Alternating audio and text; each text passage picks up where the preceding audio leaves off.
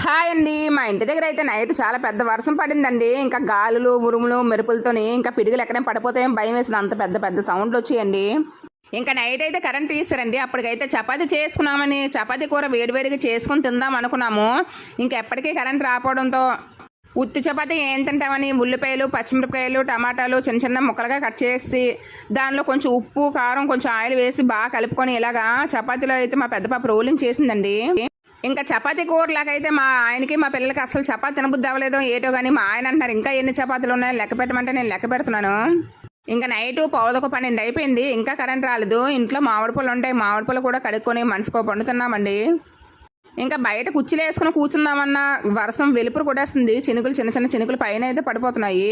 ఇంక ఇంట్లోకి వచ్చి అయితే ఇంకా పాలు ప్యాకెట్ అయితే మరగబెట్టేసుకొని కొంచెం కొంచెం గ్లాసుల్లో వేసుకొని అయితే మేము అందరం తాగిస్తామండి. కరెంట్ అయితే 12:15 అయితే వచ్చింది. ఓకేనండి, బాయ్ బాయ్.